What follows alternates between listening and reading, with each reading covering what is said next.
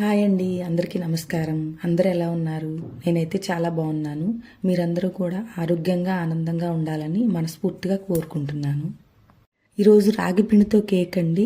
ఎలాంటి మైదా కానీ, షుగర్ కానీ, ఎగ్ కానీ, రిఫైన్డ్ ఆయిల్ కానీ ఏది యూజ్ చేయకుండా హెల్దీ వేలో కేక్. రాగి పిండి ఎదిగే పిల్లలకి చాలా మంచిది కదండి. ఇలా ఒకసారి చేసి పెట్టండి, అడిగి మరీ తింటారు. ముందుగా బాగా పండిన 5 అరటిపళ్ళని బ్లెండర్లో బ్లెండ్ చేసి 1 కప్పు రాగి పిండి, 3/4 కప్పు తురిమిన బెల్లం యాడ్ చేసుకోవాలి. అవి బ్లెండ్ అయిన తర్వాత 1/4 కప్పు నెయ్యి యాడ్ చేశాను.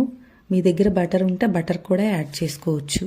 ఇవి బ్లెండ్ అయిన తర్వాత 1/2 స్పూన్ వంట soda, 1/2 spoon baking powder, 3-4 drops vanilla essence add చేసేయాలి.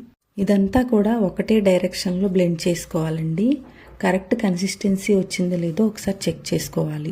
ఒకవేళ థిక్గా వస్తే 2-3 స్పూన్స్ కాచి చల్లార్చిన పాలని యాడ్ చేసుకోవచ్చు.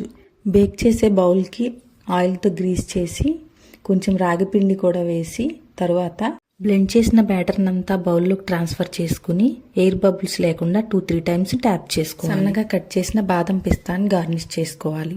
నేను ఇక్కడ వితౌట్ ఓవెన్ చూపిస్తున్నానండి. అడుగు మందంగా ఉన్న ఏదైనా బౌల్ తీసుకోవాలి. నేను ఇక్కడ కుక్కర్ తీసుకున్నాను. శాండ్ వేసుకుని దానిపైన బౌల్ పెట్టేసి మూత పెట్టాలి. 30 to 35 మినిట్స్ లో టు మీడియం ఫ్లేమ్లో బేక్ చేసుకుంటే కేక్ రెడీ అయిపోతుంది.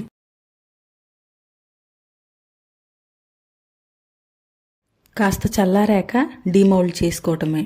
మంచి బనానా ఫ్లేవర్తో రాగి పిండి హెల్దీ కేక్ రెడీ.